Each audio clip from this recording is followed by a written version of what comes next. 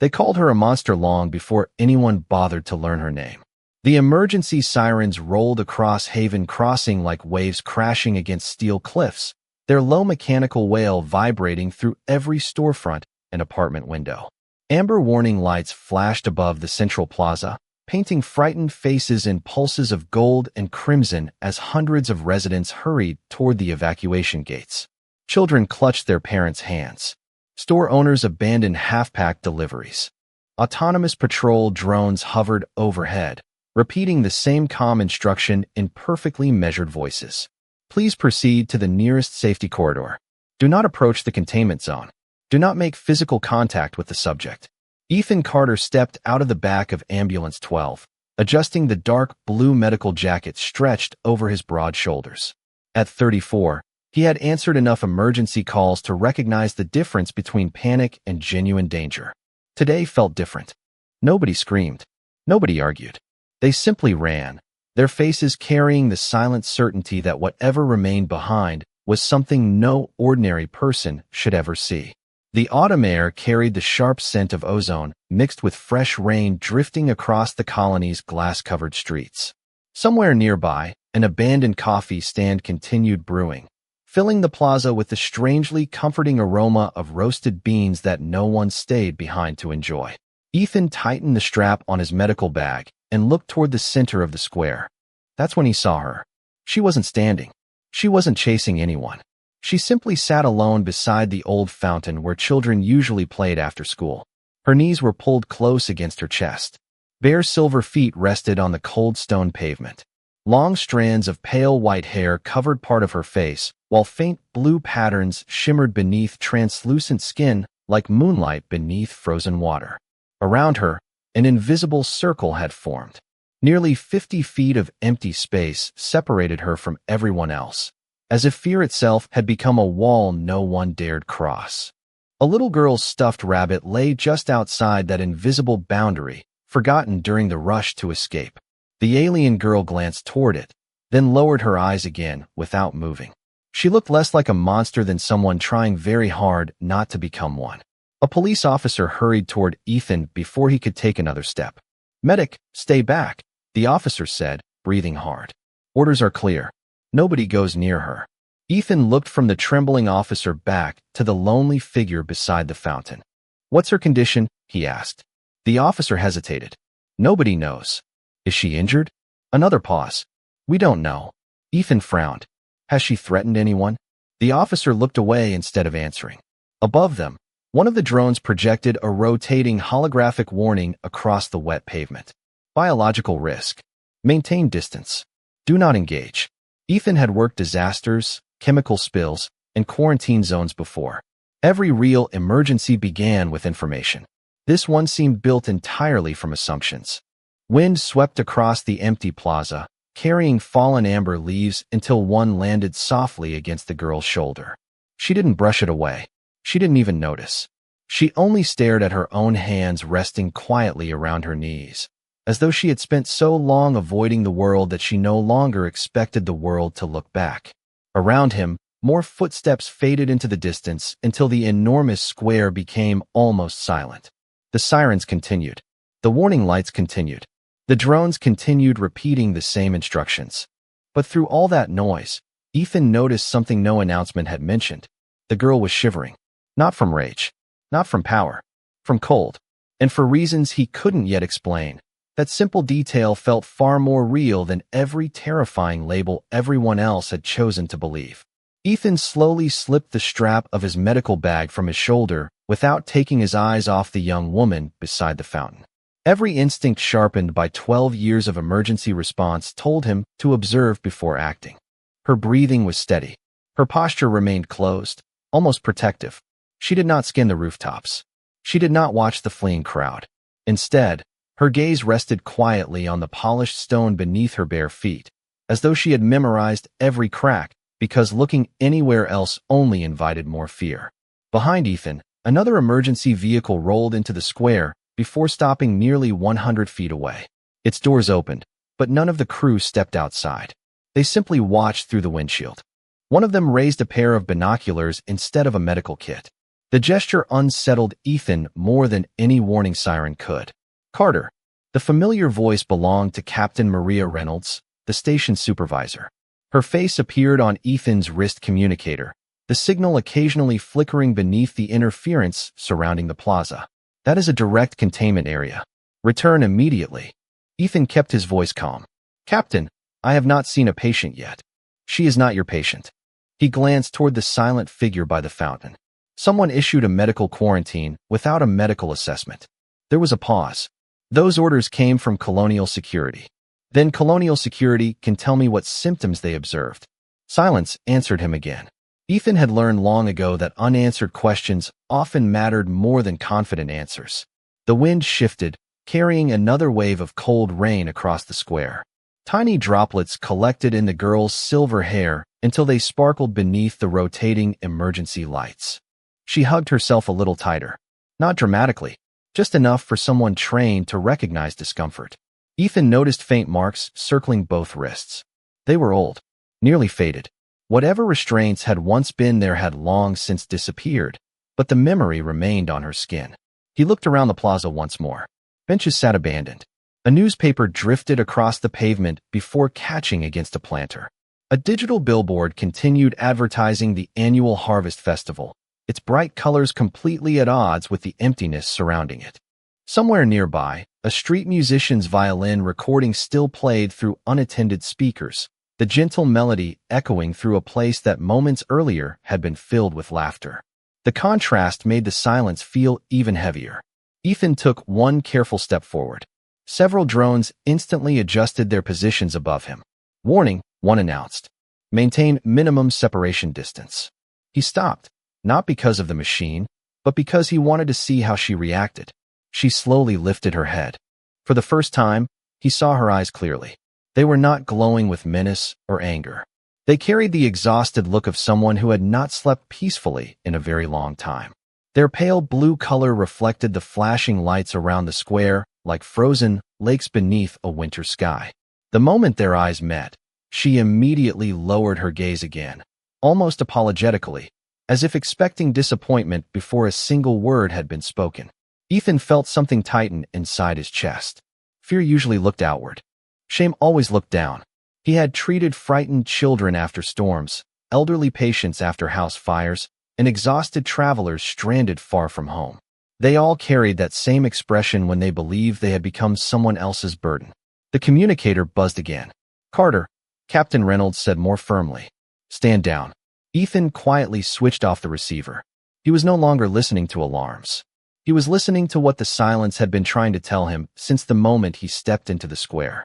Because every warning he had heard described what people believed she was. None of them explained why the loneliest person in Haven Crossing looked like she was still waiting for someone who would simply ask if she was all right. The rain finally stopped, leaving tiny beads of water clinging to the fountain's weathered stone. The clouds above Haven Crossing slowly drifted apart, allowing pale afternoon sunlight to filter through the transparent dome that protected the colony from the harsh atmosphere beyond. Every polished surface reflected the changing light, yet the center of the plaza remained untouched by warmth. Ethan took another slow step forward. This time, no one shouted. The police officers watched from behind their vehicles. The drones shifted into tighter formation overhead, their lenses quietly following every movement. The young woman noticed him approaching.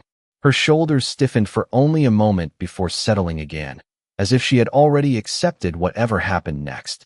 Ethan stopped several feet away, careful not to crowd her. He lowered himself until he was sitting on the cool edge of the fountain instead of standing over her. The simple gesture changed everything. It removed the distance created by height. It replaced authority with patience. He rested his medical bag beside him but made no attempt to open it. My name is Ethan, he said softly. I work with emergency medical services. No answer came. Only the quiet rhythm of the fountain behind them continued, its recycled water creating gentle ripples beneath the afternoon light. Ethan nodded as though silence itself deserved respect. You do not have to talk if you do not want to. Her fingers tightened slightly around her knees. They were slender, almost translucent beneath the sunlight. The faint blue patterns beneath her skin shimmered once before fading again, like distant stars hidden behind thin clouds. Several long seconds passed. Finally, a voice barely louder than the falling water reached him. They always ask questions. Ethan listened carefully. Her English carried a delicate accent unlike anything he had heard before, every word slow and deliberate, as though she had learned the language from recordings instead of conversations. Then they leave. Ethan smiled gently. I only asked your name. She remained still. Because names matter. Another long silence settled between them. Somewhere behind the security line, someone whispered into a communicator. Another drone descended a little lower. None of it seemed to matter inside the quiet space that had formed between the two of them. At last, she lifted her eyes. Lyra, she whispered. Ethan repeated it carefully. Lyra. The way he said it surprised her. He did not shorten it. He did not stumble over the pronunciation. He simply treated it as though it belonged among every other name he had spoken throughout his life. A faint expression crossed her face. Not quite a smile. More like someone remembering what one looked like. Ethan reached into the side pocket of his medical bag, moving slowly enough that she could see every motion. Instead of medical instruments, he removed a neatly folded thermal blanket still sealed inside clear protective wrapping. He placed it on the stone between them without sliding it closer. It gets cold after the rain, he said. If you would like it, it is yours. Lyra stared at the blanket, but did not move. You are not afraid? She asked so quietly that Ethan almost missed the words. He looked around the empty plaza before returning his attention to her. Being careful is part of my job, he answered honestly. But fear and kindness are not the same thing. The breeze lifted another strand of silver hair across her face. She slowly reached toward the blanket, then stopped halfway. Her hand trembled before retreating again. If I touch something, she whispered, people usually throw it away. Ethan followed her gaze toward the unopened blanket. Without saying another word, he picked it up, unfolded it completely, and draped it across his own shoulders. Then he sat there beneath the flashing warning lights wearing the plain gray blanket as naturally as an old jacket. After a moment, he smiled with quiet amusement. Seems perfectly safe to me. For the first time since entering the deserted square, Ethan heard something softer than the fountain. It was not laughter. It was the tiny sound of hope taking its first careful breath. The gray blanket rested across Ethan's shoulders long enough for every camera in Haven Crossing to record it. News drones hovered beyond the police barricades, their silent lenses zooming closer as if waiting for something extraordinary to happen. Nothing did. The blanket remained a blanket. The young woman remained quietly seated beside the fountain. Ethan remained exactly where he had chosen to be. Sometimes the smallest moments were the hardest for people to understand. Nearly 10 minutes passed before Lyra finally leaned forward. Her movements were so careful, they almost disappeared into the gentle rhythm of the afternoon. She reached toward the edge of the blanket with only 2 fingers, touching the fabric as lightly as someone testing the surface of frozen water. When nothing happened, her eyes widened almost imperceptibly. Ethan noticed but pretended not to. Instead, he looked toward the fountain where tiny streams of water caught the sunlight like scattered pieces of glass. There is a park near my apartment, he said casually. Every Saturday morning, an old man feeds birds there. Lyra remained silent, listening. He claims they recognize him. Ethan smiled to himself. I think he simply remembers them better than anyone else. Another few seconds passed before Lyra spoke. Birds do not ask questions either. Ethan nodded. No. They mostly ask for breadcrumbs. A tiny breath escaped her. It was softer than laughter, but warmer than silence. Across the plaza, Captain Maria Reynolds lowered the binoculars she had been holding since Ethan first approached the containment zone. One of the officers standing beside her frowned in confusion. Did she just? He began quietly. Maria did not answer. She simply continued watching. Ethan slowly removed a small insulated bottle from his medical bag. Steam curled into the cool afternoon air as he loosened the cap. The familiar scent of chamomile drifted between them. Tea, he asked. Lyra looked surprised. For me? For anyone who looks cold. He poured a little into the lid, placing it beside the blanket instead of handing it directly to her. Again, he waited without expectation. Waiting, he had learned, was sometimes the kindest language. Lyra stared at the rising steam. Her pale reflection shimmered inside the warm liquid before she carefully picked up the cup with both hands. She hesitated as though expecting someone to shout. No one did. She took one cautious sip. The warmth reached her face almost immediately.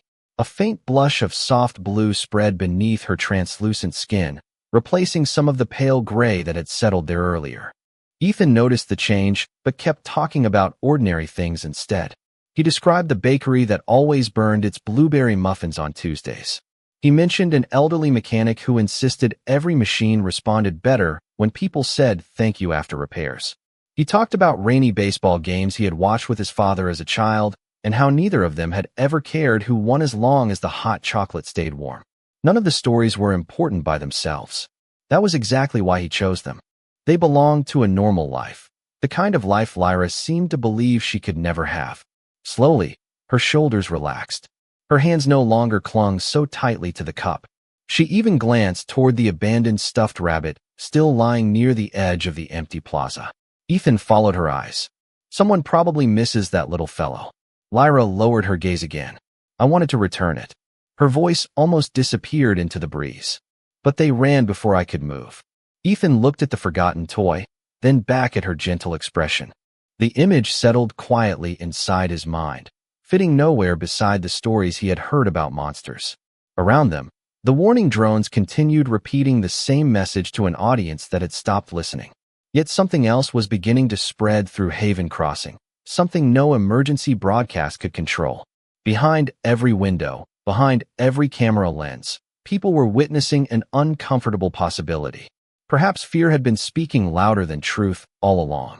As the afternoon stretched toward evening, the emergency barricades remained exactly where they had been placed, but the certainty behind them had begun to fade. Officers who had spent hours refusing to look directly at Lyra now found themselves stealing brief glances whenever they thought no one was watching. The stories they had believed no longer matched the quiet scene unfolding before them. Ethan noticed the change without acknowledging it. Trust, he knew, rarely arrived all at once. It appeared in tiny moments, almost too small to recognize until they began adding together.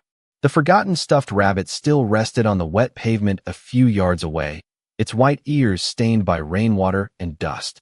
Lyra continued looking toward it from time to time, always stopping herself before moving. Ethan finally stood, stretching his legs after sitting for so long. The sudden movement caused several drones to reposition overhead, their blue indicator lights blinking in perfect synchronization. He ignored them. Walking slowly across the empty stone plaza, he picked up the little toy with one hand. Its stitched smile remained cheerful despite the damp fabric. Returning to the fountain, he brushed away a few leaves before placing it gently beside Lyra. Looks like someone had a long afternoon, he said with an easy smile. Lyra stared at the rabbit as though it were something far more valuable than cloth and thread. She carefully reached out and smoothed one bent ear between her fingertips. My younger sister had something like this, she whispered. Ethan turned toward her. You have a sister? She nodded once, her eyes fixed on the toy. Long ago. The answer carried enough sadness that Ethan chose not to ask another question. Some memories healed better when they were allowed to arrive on their own. A soft mechanical hum echoed across the square as a maintenance robot emerged from a nearby service corridor. The small machine rolled across the pavement collecting windblown trash with quiet efficiency. As it approached the fountain, it suddenly stopped. Its optical sensor focused on Lyra for several seconds before emitting a pleasant confirmation tone. Then, without hesitation, it continued cleaning around her feet as naturally as it would around any resident in the city. Ethan watched with quiet amusement. Well, he said, I think you just passed the inspection. Lyra looked confused. He nodded toward the little robot. Those maintenance units avoid anything their sensors consider dangerous. The robot circled once around the fountain, politely avoiding both of them before disappearing toward another walkway. For the first time, Lyra looked genuinely puzzled. It was not afraid. Machines usually believe what their sensors detect, Ethan replied. People sometimes believe what they hear. His words lingered between them. Across the barricades, Captain Maria Reynolds lowered her communicator and replayed the surveillance feed on its small display. Frame after frame showed the same impossible pattern. No unusual readings. No biological spikes.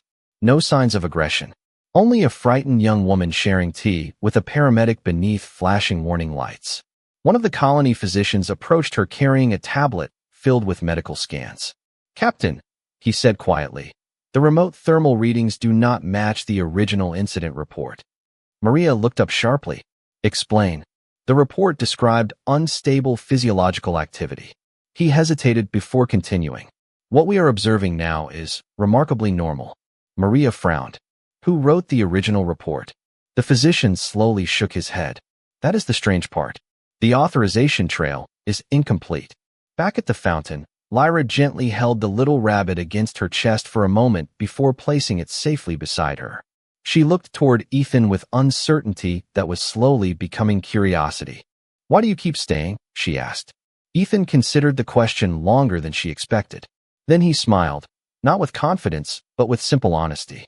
"Because every person deserves at least one conversation before the world decides who they are." The sun settled lower behind the transparent dome, turning the sky above Haven Crossing into broad ribbons of copper and violet. The emergency lights still flashed across the plaza, but their harsh rhythm had begun to feel strangely out of place. People who had once rushed to escape were now quietly gathering behind the security barriers. Some stood with folded arms. Others held shopping bags they had never taken home. Nobody crossed the line, yet fewer people seemed interested in leaving. Curiosity was slowly replacing fear. Ethan noticed the growing crowd only after hearing the faint murmur of distant conversations carried by the evening breeze. Lyra noticed it immediately. Her fingers tightened around the little stuffed rabbit resting on her lap, and the fragile calm that had settled over her seemed to tremble. She lowered her eyes once again. "They are waiting," she whispered. Ethan followed her gaze toward the spectators. "For what?" She answered without looking up. "For me to become what they expect." The words lingered in the cooling air. Ethan looked around the plaza. He saw worried parents holding their children close, elderly neighbors standing shoulder to shoulder, young students recording everything with handheld devices. Not one face looked hateful. Most simply looked uncertain. Fear often wore the disguise of caution. "People fill empty spaces with stories," Ethan said quietly. "Sometimes those stories are wrong." Lyra remained silent. After several moments, she carefully placed the stuffed rabbit beside the folded blanket. Then, almost reluctantly, she extended one hand into the fading sunlight. Delicate blue patterns beneath her skin glowed faintly before disappearing again. "They think this means danger."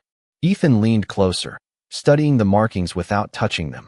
They reminded him less of scars than of flowing rivers seen from high above. Beautiful because they followed a path no one else could see. "Does it hurt?" he asked. Lyra slowly shook her head. "Only when I am afraid." Ethan nodded thoughtfully. "That sounds more human than you probably realize." For the first time, she looked genuinely surprised. Before she could respond, Captain Maria Reynolds stepped through the security gate alone. The movement drew every eye in the plaza. Even the hovering drones adjusted their positions to follow her. She stopped several yards away from Ethan and Lyra, removing the protective gloves she had been instructed to wear. The gesture did not go unnoticed. "Medical records are coming in," she said calmly. "We recovered archived sensor data from the research station." Ethan remained seated on the fountain's edge, and Maria glanced toward Lyra before answering. The biological readings attached to the original emergency alert were altered. A quiet ripple spread through the crowd beyond the barricades. People exchanged uncertain looks. Someone lowered a recording device. Another person slowly folded away a warning pamphlet that now seemed less convincing than it had an hour earlier. Maria continued, her voice steady but noticeably softer than before. "The actual scans show no evidence of the condition that justified full isolation." Lyra closed her eyes for only a second, as though hearing words she had waited far too long to hear. Ethan studied Maria carefully. "Who changed the report?" She sighed. "We do not know yet." The answer unsettled everyone more than certainty ever could. Ethan looked back toward Lyra. She had not smiled. She had not celebrated. She simply released a slow breath that seemed to carry years of quiet exhaustion with it. Around them, the plaza felt different. The invisible circle that had surrounded her all afternoon no longer seemed impossible to cross. A little boy standing beside his mother pointed toward the stuffed rabbit resting near Lyra and whispered something that made his mother hesitate. After a long pause, she gently loosened her grip on his hand. The child took one careful step forward before stopping to look at his mother again. She nodded almost imperceptibly. Ethan watched the tiny moment unfold without saying a word. Sometimes the first crack in fear was not made by proof. Sometimes it began when one ordinary person found the courage to take a single, small step closer. The little boy's sneaker brushed softly across the damp stone as he took one more careful step beyond the security line. His mother did not call him back. She simply watched with her hands folded tightly together, her breathing slower than before, but still uncertain. Lyra noticed him immediately. Every muscle in her body tensed, not because she feared the child, but because she feared what might happen if he came too close. She instinctively leaned backward, creating more space between them. Ethan quietly understood why. She had spent so long protecting other people from herself that distance had become a habit stronger than hope. The boy stopped about 15 feet away, holding a small paper pinwheel in one hand. A gentle evening breeze caught its colorful blades, making them spin lazily beneath the golden light of sunset.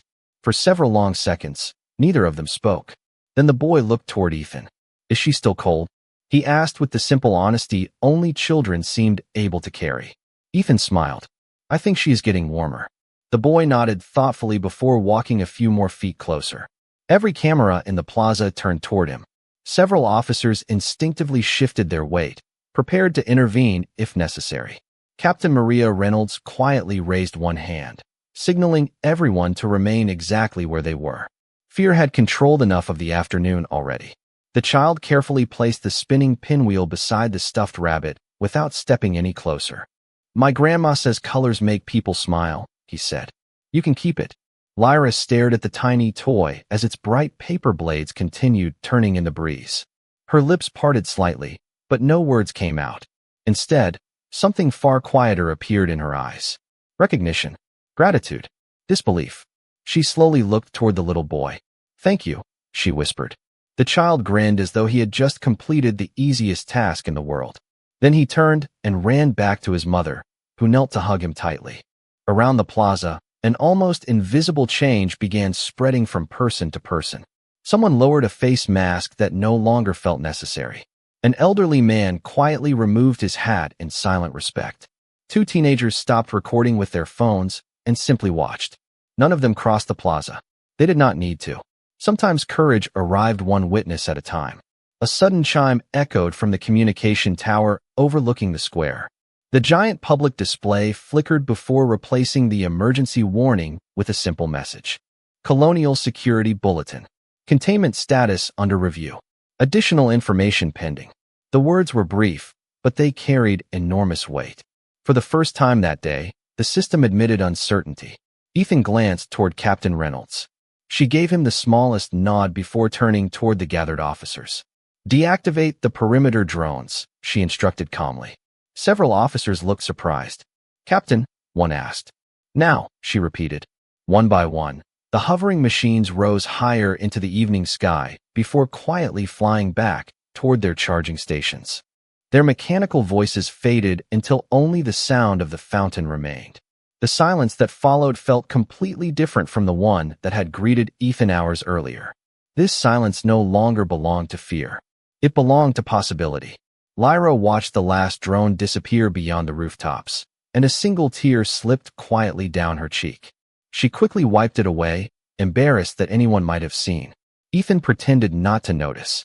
Instead, he looked toward the first evening stars beginning to appear through the transparent dome. "Beautiful night," he said softly. Lyra followed his gaze upward. "On my world," she whispered, "we believed the brightest stars were not the ones that burned the hottest." Ethan looked at her with quiet curiosity. "What made them bright?" She smiled so gently it almost disappeared into the fading light. "They stayed when everything else became dark." Morning arrived with a softness that no one in Haven Crossing had expected after the longest day the colony could remember. Overnight, the emergency barriers disappeared. The warning signs were removed one by one. Workers quietly polished the stone walkways as though ordinary routines might erase extraordinary mistakes.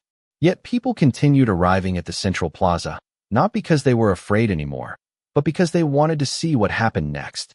Ethan returned carrying 2 paper cups of hot tea from the little cafe that had finally reopened across the street.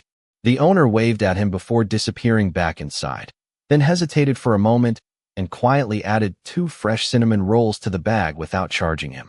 Small gestures had a way of spreading faster than panic once they finally found room to breathe. Lyra remained beside the fountain, though she no longer sat curled into herself. The gray blanket rested neatly across her shoulders, and the colorful pinwheel turned lazily beside the stuffed rabbit whenever the morning breeze drifted through the plaza. They looked like ordinary belongings now instead of evidence left inside a quarantine zone. Ethan handed her one of the warm cups. "Good morning," he said. Lyra accepted it with both hands. "Good morning," she answered, the words sounding steadier than they had the day before. It was such an ordinary exchange that several people watching from nearby smiled without realizing why. Across the square, Captain Maria Reynolds stepped onto a temporary platform assembled outside the Colonial Administration building. A small crowd gathered naturally, conversations fading as she activated the public address system. "Yesterday," she began, "our colony responded to fear before we responded to truth." No one interrupted her. "The investigation has confirmed that the original emergency report was falsified before reaching colonial security. The biological threat classification assigned to Miss Lyra was unsupported by the authentic research data." A quiet murmur spread through the listeners. Maria continued without raising her voice. "We are continuing to investigate who altered those records. Until then, the quarantine order has been permanently withdrawn." She looked directly toward Lyra before speaking her final sentence. "On behalf of Haven Crossing, I offer an apology that should have come much sooner." The plaza remained silent. No applause followed. Some moments deserved something gentler than celebration. Lyra lowered her eyes, unsure how to respond to words she had stopped expecting long ago. Ethan noticed several residents exchanging uncertain glances before an elderly woman slowly stepped away from the crowd. She carried a small basket covered with a blue cloth. Her silver hair moved gently in the breeze as she approached the fountain at an unhurried pace. When she reached Lyra, she uncovered the basket, revealing warm blueberry muffins whose sweet aroma drifted through the cool morning air.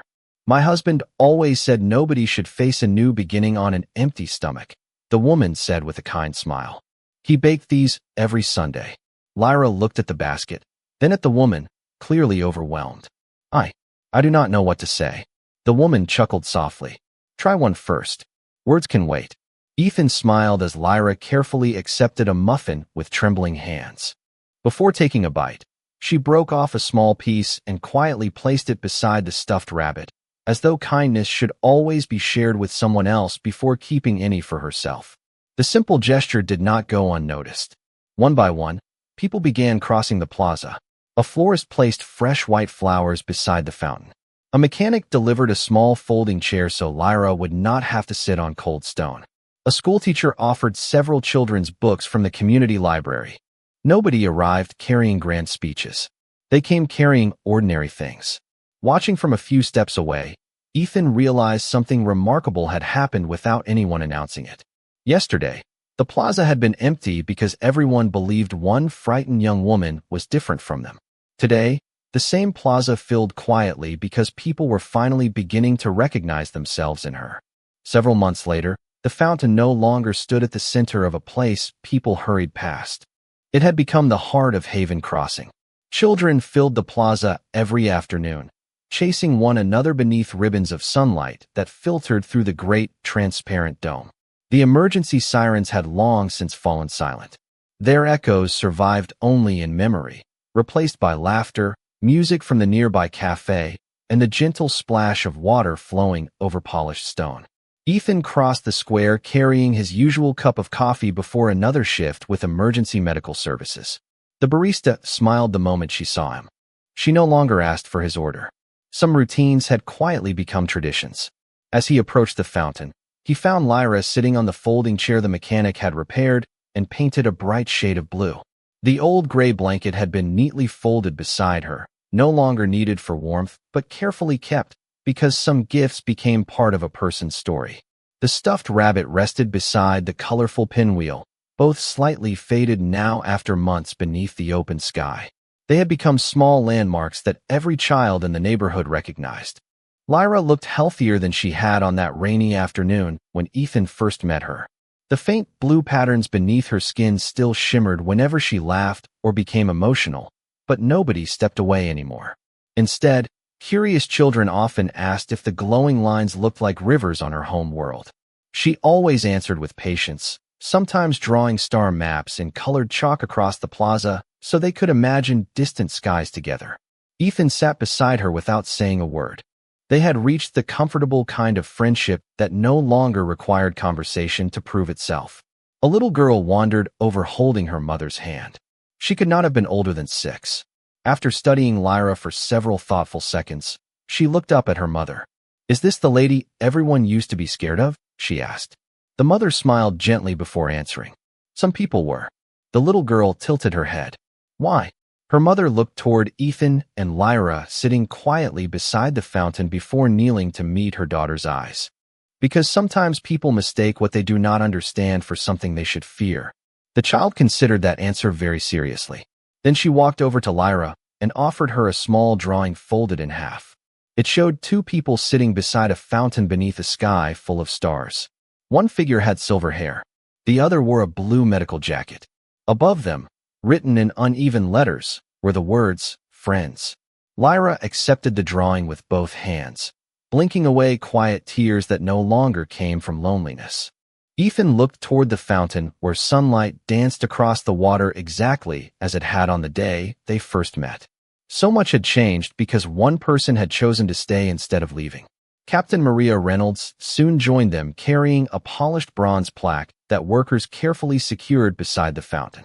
There were no names carved into the metal, no ranks, no titles, only a single sentence. Fear built the distance. Compassion built the bridge. Visitors often stopped to read those words before continuing on with their day. Most smiled. Some became thoughtful. A few quietly reached for the hand of the person walking beside them without fully realizing why. As evening settled over Haven Crossing, the first stars appeared beyond the transparent dome. Their soft light reflected in the fountain, in the polished bronze plaque, and in Lyra's gentle eyes. Ethan remembered something she had told him on the night the drones finally disappeared. The brightest stars were not the ones that burned the hottest. They were the ones that stayed when everything else became dark. Looking around the plaza filled with ordinary people sharing ordinary kindness, he finally understood what she meant. He had never rescued a monster. He had simply refused to abandon a lonely girl. And in doing so, an entire colony remembered something even the stars could not teach them. The strongest part of humanity had never been its strength. It had always been the hand willing to reach first.